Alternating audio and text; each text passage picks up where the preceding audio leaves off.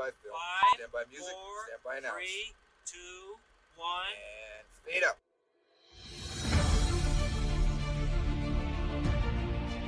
It's the Bellagio, the Mirage, and the MGM Grand. You're a wizard, Harry. Mike Wazowski. Open your eyes. Now tell me, where are the others? Eat me! King Kong ain't got on me! What about second breakfast? Why not? Why can't I? How can we be expected to teach children to learn how to read if they can't even fit inside the building? Well, welcome everyone to another episode of 20 Years 4 Beers, the happy hour edition. Hey you guys, happy hour is from 4 to 6. 20 Years 4 Beers is a podcast dedicated to rewatching popular films from 2 decades ago, while also enjoying 4 modern beers. My name is Steve, and this is my brother, Tim. And we are coming to you from Minneapolis, Minnesota. On our newest episode of our happy hour, we are kind of going into just a lighthearted film.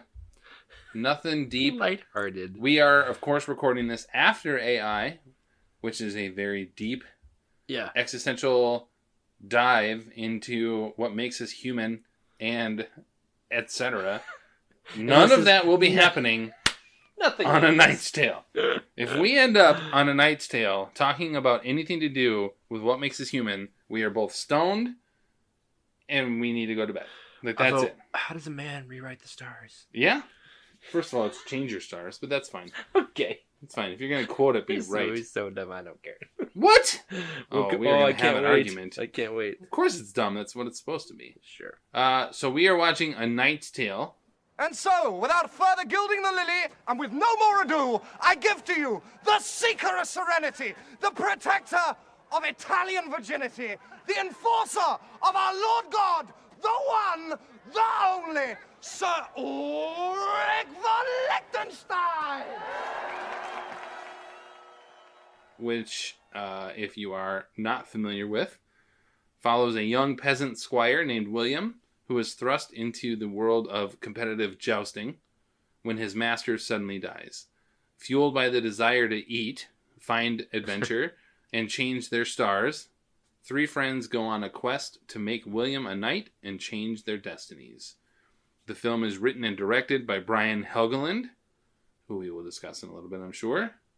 Starring Heath Ledger, Paul Bettany, Mark Addy, Alan Tudyk, Shannon Sossamon, and Rufus Sewell.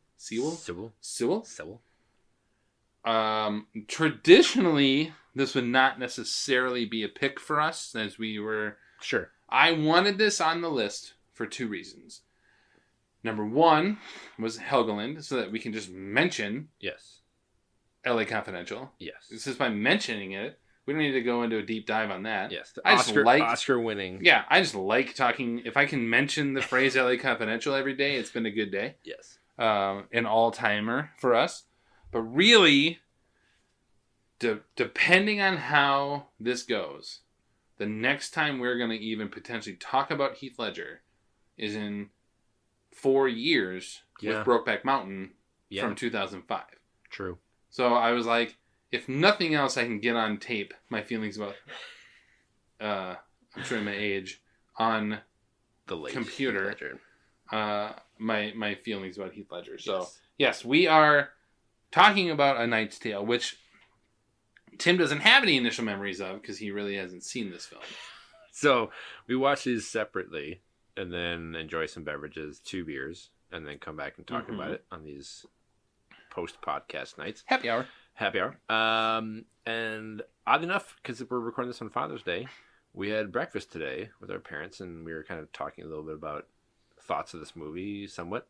And I was like, I'm confident I have never seen this movie. Huh. I remember seeing clips, like high points of it, but watching it today, I had never seen this before. Okay, good. So it was a first experience for me. Not even rewatching. Brand new. I definitely did not see this in the theater. Sure. I was not the demographic of what they were going for at this time, for sure. But I did watch it after, and I've actually always had a bit of a soft spot in my heart for this movie. Sure. For reasons we've talked about on Zoolander and other films, of like, there's a difference between a prestige pick Sure. and a just pure enjoyment pick. Yeah. Like something to have on in the background and like enjoy. Watch with some friends, whatever. Yeah. And that's always been that for me, one of these films. So I've always liked it. I'm fully aware that we may have differing opinions on this film. But I wanted to do it for that reason. So did you do a social network? I think we'll start with that before we do, as we're talking about. Yeah. If you guys were the inventors of Facebook, you'd have invented Facebook. So I have one. It's very short, but it's from the Wall Street Journal. Okay. And I'll go first. And it's Joe Morgenstern, who actually gave this like a 2.5 or 3 out of 4, which I was a little bit surprised by. And going with what I was just talking about, he says, a quote, "A Knight's Tale wasn't made for people like me. It was made for the kids of summer." Thank you, Joel Morgenstern. I like that review. You give a 3 out of 4, fully recognizing that this movie was not made for me. Yes. It was made for my kids or whomever, and at the time. I'm just saying it's supposed to be what it is. Yes. And on that basis, 3 out of 4. Thank you. Enjoy. All right. I respect that. I do, actually, because we talk about like people that, crap on Transformers and stuff. It's like, what did you expect? What did you expect? This is what you got. Yeah. This is not, again, Pearl Harbor, where they're trying to fake it as a big budget, epic or whatever. This is A Knight's Tale. Yes. Stop it. And I expected that, and we'll get into that. But the ones I read today, after seeing it, I will say I didn't want to have any it's fine. bias Understand. going into it. There are some pretty good reviews out there of this movie, actually. Some positive ones. One of which is coming up. IMDb rating is 6.9 out of 10.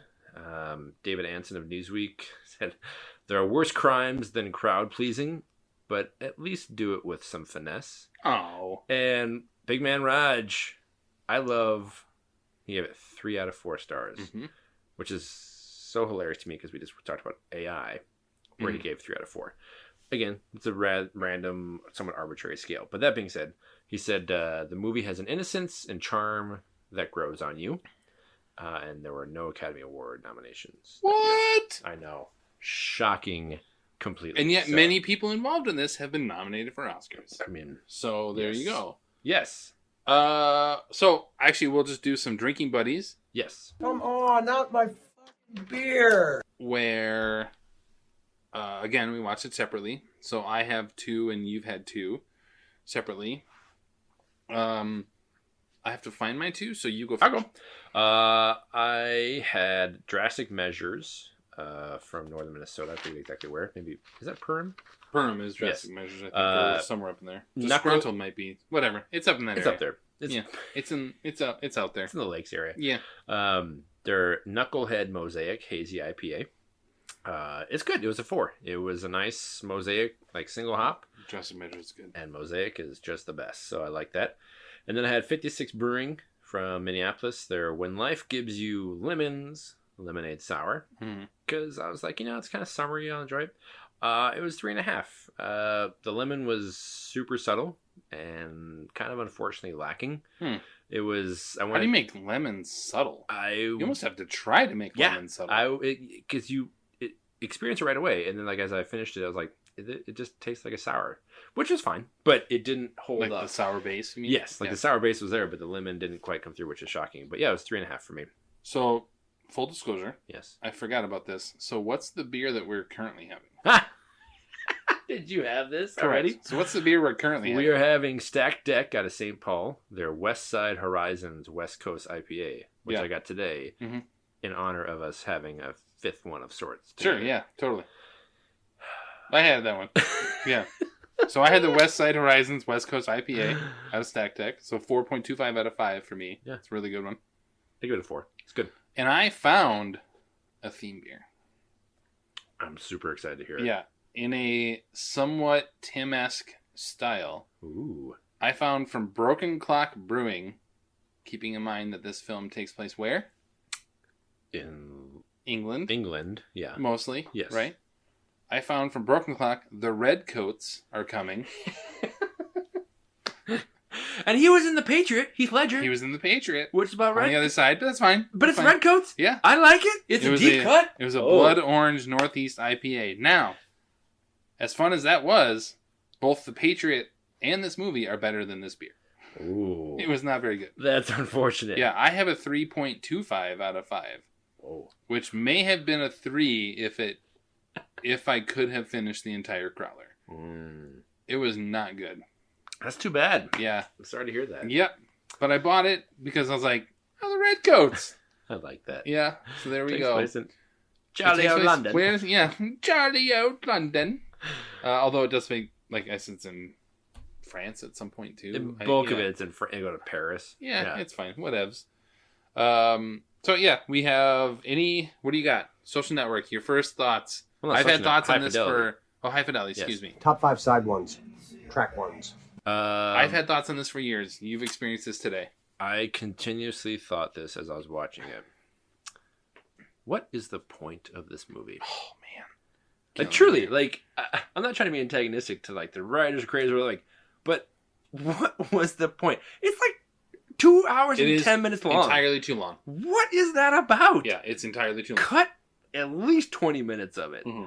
And but truly, I was like, okay, it's a story about this, ragtag. Like, okay, I've seen it before. The rags to riches type of overcoming obstacles and odds and like finding your way in the world. Great. So I say that with somewhat a glib reaction, but what is the point of this movie, man? Like, what did you get out of it? I thought it was so stupid. And I'm not the primary demographic for it. It just was so, yeah, I was bored for the entire time. So, yes, I have some other thoughts, but that was my first reaction. It's like, truly, like, halfway through, what is the point of this movie? So, yeah. Again, I'm not claiming that this is you don't have to defend it. Special. Yeah. Yes. In that way. My number one takeaway was that, honestly, Heath Ledger was a god dang treasure of an actor. Yeah. Yes. He is on screen. Yes. And you just want to watch him. Yeah. To your point of like, what's the point? There it is. It almost feels true. Two things it felt like. Helgeland had an idea about the jousting thing because I think the last half hour is really engaging. Sure. Like I was actually invested at the end. Yes. Like the last half hour, 45 minutes, I really was like, I want this person to win. As opposed to a lot of movies, Fast and Furious, where you couldn't care less if anyone dies in this film. So, I mean, in that sense, I was actually engrossed. And so it felt like they had this idea, and then what can you do to get there? Yeah. And it was this weird combination of a romantic comedy or whatever. Yes. But really, it was like, we also have this kid who's going to star in this film. Yes. And we're just going to let him go. Yeah. And I just think he's one of the few, while others are acting, he's just inhabiting his characters. Yeah. He's just lovable and wonderful, and he was such a good actor, and I think at the time I just watched In the Heights, and I was like, how great would Heath Ledger have been in a musical of just like that idea of, I don't know if he could sing or not, but yeah, I mean, like, just he's got that. We talked about Jude Law with AI. Yeah. Of that, he's got that personality, his body movements. Yes. I don't know. I everything about Heath Ledger in this movie was, as I was rewatching, I was like, yep. No! I will not run!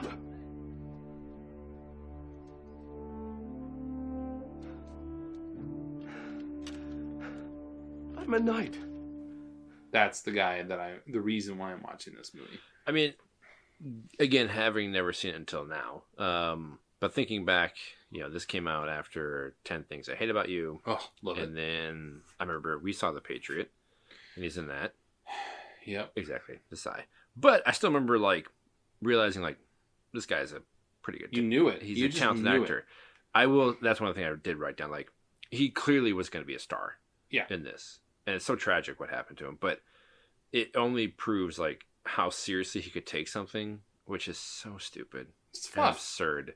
80% of this movie is just fluff. It's just like absurd, and actually do something with it. I agree. Like fully commits to it in a way that I was impressed. Everyone with. did, and I think what separates this movie from me with other, like, Bettany is good as Chaucer.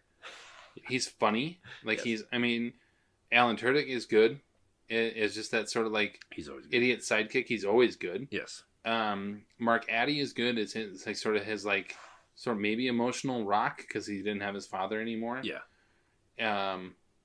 Yeah. I think what separates some of these sort of like not great movies from that time is the people who are in it are like in it. Like they're in it for the story they have. They embrace their characters for who they are. Yeah. I think Bettany's outstanding in this movie. One of my points was thank God for Paul Bettany. Yeah. He is so good. He's just so he is like a close second to me in this movie as far as like Ledger's clearly the star and he does a really good job. But Bettany having come out of nowhere in terms of like Hollywood films prior to this. Yeah, he had this and A Beautiful Mind in the same year. Same year. Right. But he's just so fantastic as Chaucer. You know, trudging, to trudge, the slow, weary, depressing yet determined walk of a man who has nothing left in his life except the impulse to simply soldier on. And it was super delightful with him. So I agree. Like when he's riling up the crowd, but he's also the sort of the, I guess, the moral center to a certain extent because he's the one who gets in trouble for gambling. Yeah, gambling. You know, and I don't know. I think the performances though are. I think I said the performance of the actors is better than the substance of the writing. Yes, they are underserved. Yeah, in this movie, I agree. Where the caliber of people involved is somewhat shocking with the story being told. Yes, I agree. The substance, yeah.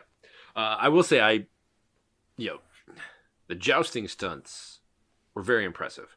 Yeah. I'll give it that. Like, it was really cool to see. And, like, the practical staging, the sets within the arena. I was very impressed with the stunt work of this because it looked like it had to hurt like hell. These things, and clearly they have, like, these things blowing up or whatever. But still, it was, that at least lent a lot of intrigue that I wasn't really expecting as it got further in the movie and it got more dire. Like, yes, I did like this. The last 30 minutes were much more palatable. Like when things are falling apart for him, like everything prior to that was so like cliched, like things are going great. And now it's actually, oh God, the shit's in the fan. And that was far more intriguing. Like any kind of story would be of like, how you can overcome this kind of thing. Did not really like the whole Prince Edward or whatever, like coming in and being like, you're now a knight. Okay. Yeah, whatever. Sure. That was forced. Yes. Yeah, for sure. Like, oh, come out of the woodwork with some hood. He reveals himself to the masses like, okay, fine. Right. But I can work with it. Anyway, yes. But I do think, though, had the movie been 20 minutes shorter, maybe, I think you end up, because you're somewhat engrossed because the characters are they're not well fleshed out, but they are pretty good, and the actors are really good. Yeah. So had it been a little shorter, you would have maybe been more engrossed throughout the whole thing. Yeah. Because this is only 20 minutes shorter than AI. Yeah. Actually, like 15 minutes shorter. Yes. And they're very different stories. So I do think, like, that comes into play here. Yeah. But, again, know what you're getting into. Right? Of just saying, maybe you should have read some reviews before watching the movie. Like, maybe I would have been like, oh, okay, I shouldn't be expecting much. And I actually wasn't really. But, no. Because, I mean, so we talk about, like, things it does well or maybe not. Like, I couldn't stand the flashback stuff at first. His story, like, the kid, as a kid. Yeah, like when he got jacked when one of the jousts and, like, flashback to, like, his father. And sure. I was like, what the hell? And then it did get better at laying the foundation for, he and the Alan Tudyk and the other guy, I forget, have been at this for a long time because, like, they were kids when they were helping the former master before he died. Mhm. It's like, oh, like I liked that, getting a sense of like this has been their world forever, and he was left with this group by his dad Mhm. because like I want you to have a better like. So as he was talking earlier, prior to like about changing the stars and all this crap, I was like, this is so cliche. And he changed his stars after all. Okay, when it then came out that this was his dad's effort to have him do this, like, and again, it was Father's Day, it felt more compelling. I will give it that. Even to the point where he does then find his dad. Yeah. He thought he was dead, but he's still alive in London. And it was actually, I was compelled at their reunion. Mhm. Like, it was actually well done. So, I crap on this movie, but there were definitely things that I felt were worthy of the caliber of people involved. Like when he reconnects with his father, like, okay, I'll give it that. It was good. Yeah, I mean, I just think for me, entertainment should count for something. Sure. Saying like, I'm going to sit down, again, it's a little too long. I'm going to sit down and I'm going to enjoy my time here. Yeah. And I'm going to enjoy the performances. Yeah. I found the Nike swoosh thing was kind of funny. Yeah, her emblem On or the whatever. armor. I was like, yes. Hope they got paid for that. Yeah. What did you think about, this is the second or third time we've talked about modern music.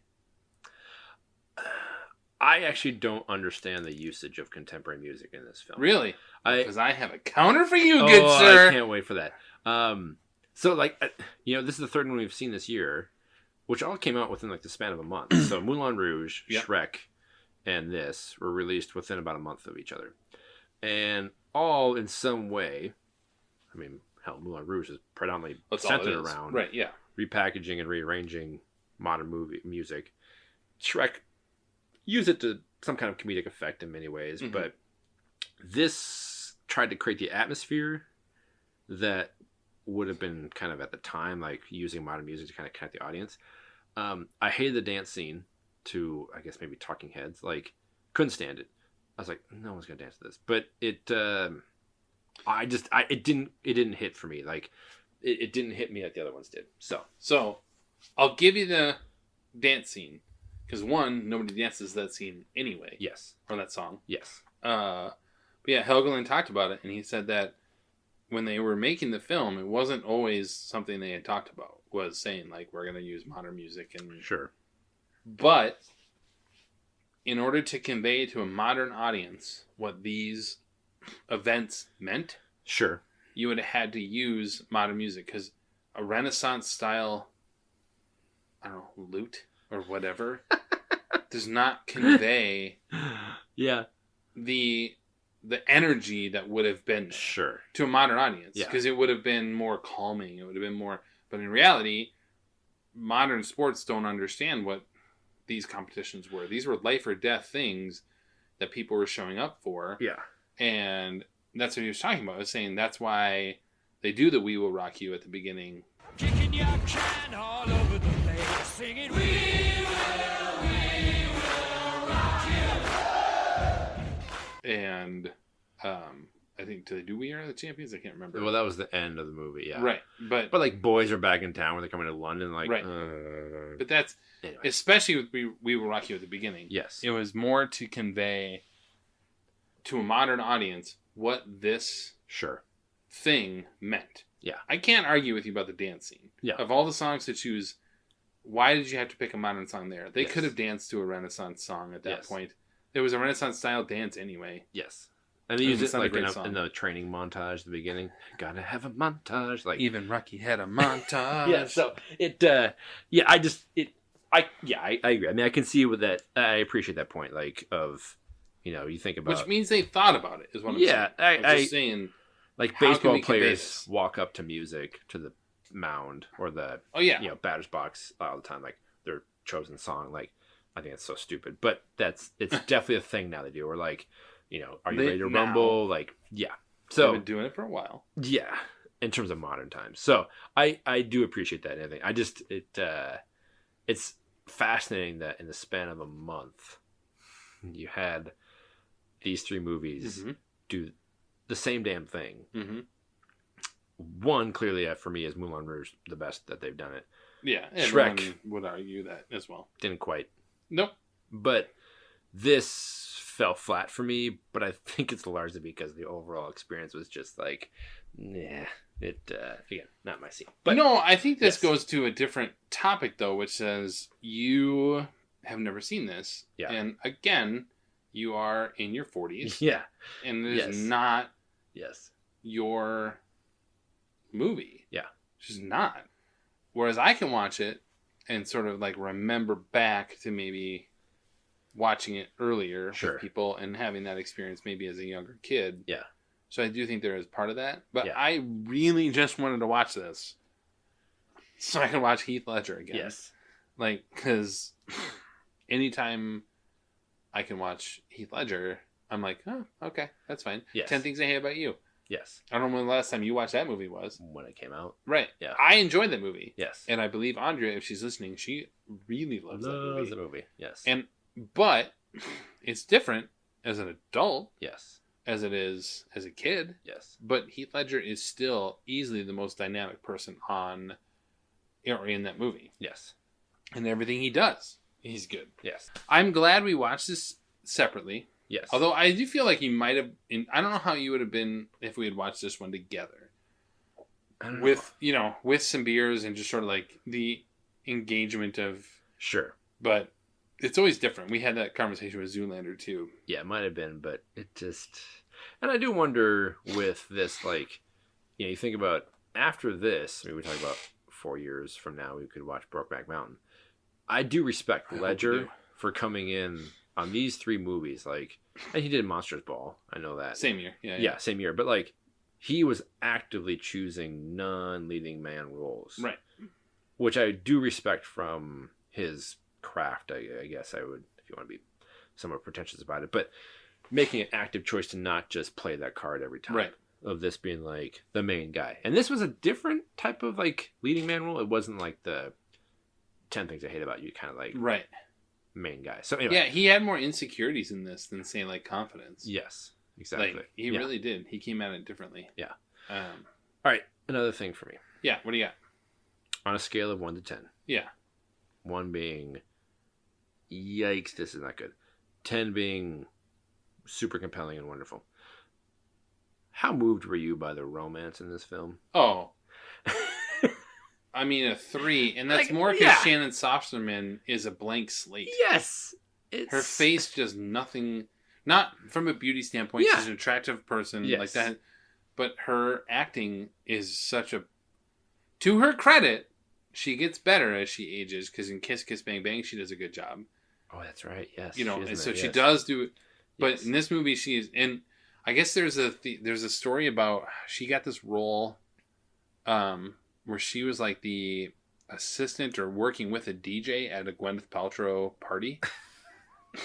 Go on. And so like all these other, big wigs were there, and she was up on stage, and that's how she got discovered. Gotcha. And yeah, that makes sense because she wasn't talking.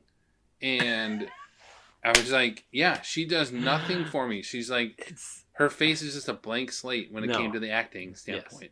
It was like a plug and play role. It had to be the love interest, and she unfortunately does nothing with it. Right. Heath Ledger does a good job in everything he's in. Yes.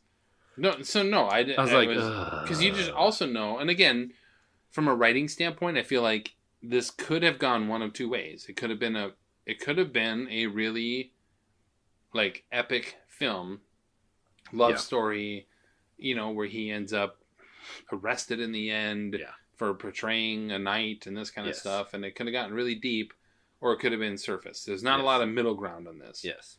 So they had a choice, and they made that choice. Probably made money on this. Had it gone prestige pick, it would have been bad. Yes. So no, I just don't. The best relationships in this are with the friends. Absolutely. Yes. Yeah, the love story is, I think, a 3, and that's only because of what Ledger brings to the story. Right. Yeah, I put 2.5. Well, there you go. Like, really? It's like the love letters that he writes and stuff. I'm like, oh, God. It just was... That was actually like one of the things that I understand it's a crux of the movie, but to be like, yeah, you can cut that shit. Like, I like the scene in the church where he just randomly goes in on the horse. Sure. Like, I like that. But what was up with the scene later where he goes to meet her, and it's like a pan and scan shot, like, far away. Mm-hmm. That's about the the stained glass windows, and they're talking like it was even more of a distance from a romance because you're not having close shots. There's nothing close. It's just like, but it's not like it's compelling visually. No, it just looked cool. Like There's in front of one a thing, weird and I was like, this painting. is not. This is just. Yeah, so the it love was story weird, wasn't much there. No, it was a weird directorial choice of like, this is not working, and they cut to close-ups. It's a little more engaging, but after that, it's like, oh god, dude. Anyway, yes. Do you have any trivia or anything off of this? I just, I was going to, I tried to actually, you got here to my house, like, right as I finished the movie. I see, it's my fault. And no, I'm not throwing it in the bus. It's just like searching through, like, trying to find stuff. I'm like, I mean, I maybe could find some stuff, but. The exciting quiz program, 21. Did you catch who played the maid? Like Shannon Strassman's, like the handmaid to the her handmaid or whatever, is an Oscar-nominated actress. Shut up. What? Yep. No way. Yep. She looks like some random French chick or whatever. Correct. French is the key part of that. Oh. Okay. Co-star in a Best Picture winning silent film. That's the chick from The Artist? Bernice Bejo. Yeah. The main one? Yeah. Oh, man. Yeah. I had no idea. Yeah. Bernice Really? Bejo is the handmaid or whatever. But she's the main love interest in The Artist? Correct. Yeah, Wow. That's so awesome. Yeah. I can totally see that. Supporting yes. actress nominated for The Artist, which, by the way, I did rewatch recently, and I am a big fan of that film still. I'm curious to see it eventually again, but it... I mean, don't get me wrong, The Descendants was the best film of that year for my money, but The Artist was really well done. But yeah, she really is. good. I was watching it, and the moment she came on, I was like, are you serious right now? You're like, wait. You've got to be kidding me. Hold up. I understand she's like 12 years younger at that point, but yes, it's Bernice Bejo. That's a good deep cut, man. That's a good trivia. Wow. I was worried that you would have seen it in the credits or something like that, but you obviously weren't paying much attention. So I was just listening to the Queen on the credits of the Champions and. Well, it's at the beginning, but who pays attention to the early credits too? Sure, but that was we were. And would you have even known the name? No. Right. No. That's why I some wrote down French chick. Right. Exactly. I was like, "Yep, that's correct." Yeah, so there are, 3 Oscar-nominated actors in this? You got Ledger with a win, Yes. Bettany's been nominated, and Yes. Bernice Bejo has been named the third Oscar-nominated actor. That's how I was going to word it at one point, where I was like, name the third Oscar-nominated actor or actress in this. Oh, God. And you would have been like, Rufus Sewell? something? Maybe? The dad. Son of a mother. I mean, Mark Addy was in a Best Picture nominated film. Yeah, Phil Monty. Yes. But no. So there you go. That's a good one. Again, anything we could do to talk about LA Confidential, I'm fine with, though. Which is such a weird thing to think about. Like, I get LA I Confidential was a book he adapted. But how do you have one of the best crime films ever of all time? Yeah. Compelling, so incredible. Easily one of the best films of the 90s, for sure. Absolutely. Yeah. And so, like, edge of your seat and a great mystery. You can watch it again knowing what happens. It's still incredible. To then this. And I get it's maybe a passion project or something different. That's cool. But it's just a weird tonal, like, 180. Yeah, but that's the difference between a writer and a director, right? Of saying, like, Helgeland was the writer, and then you're given a chance to... Well, Curtis Hanson, makes it incredible. Right. He's given a chance to direct, and he really only directed... I'm looking it up now. Well, he did... I was looking at Payback with Mel Gibson Which the year I before this. love Never that seen movie. that, actually. I think Payback is... Like, watch the original, not the stupid director's cut they released a few years later. Watch the original. I love that movie. And he did do 42, the Jackie Robinson. Oh, that's right. He did that. So right. And then his last movie was Legend, which was with Tom Hardy, where he played the twins. Oh, like the boxing twins or whatever. the old crime family or whatever, yeah. Yeah. So, I mean, but it is the difference of sometimes writers have to take some roles, or some directors, or directing roles, to... get there. Hone their craft. Right. And so Payback, though, was sort of his way in. Sure. And I think A Knight's Tale was there. Sort of like the studio kind of said, do this. And we'll... Right. I don't know. But yeah. I understand why you don't like it. It's fine. It's just I didn't think we'd be sitting here and you'd be like, let me tell you Holy how smokes. much I love this movie. Yeah, But I appreciate you watching it with me. No, I'm happy we Or- did. Like truly, like it's one of those things, like it's a funny thing when we talked about actually watching. I was I'm like, glad we watched this instead of like Monsters Ball. oh as god, a yeah, no. no. I'd rather watch this than Yes. that. So Yes, I'd much rather talk about this than Monsters Ball. And that was like a thing where we were talking about. Like, I don't think I've ever actually seen the whole thing of a night. I know I didn't today. So I'm happy we watched it because it's one of these things of rediscovering movies that we haven't seen for a while, or have a great affinity for, or some that I'm sure we'll come across and be like, I've never actually seen that. So well, it's good. right. And so moving on, we do have our next full sort of episode is going to be on Legally Blonde, and then our next happy hour afterwards will be on Spy Game, which I think you have seen, but it's probably been since you saw it the first time. Yeah, the Right. theater. Yep. So it'll be interesting to see about that movie. Ooh, Brad Pitt, And Robert Redford. there you go. There Yes. you go. I'm like, I The know other it's dude. the other really The chick from attractive The Artist. guy from, I don't know. But actually, that will bring us to the end of our newest happy hour episode. We want to say thanks for listening and for clicking that like or subscribe button on your devices. Follow us on Twitter at years_beers and on Facebook, or head to 20years4beers.com. This has been a happy hour version of 20 Years 4 Beers. My name is Steve. I'm Tim. And thanks for listening. Thanks.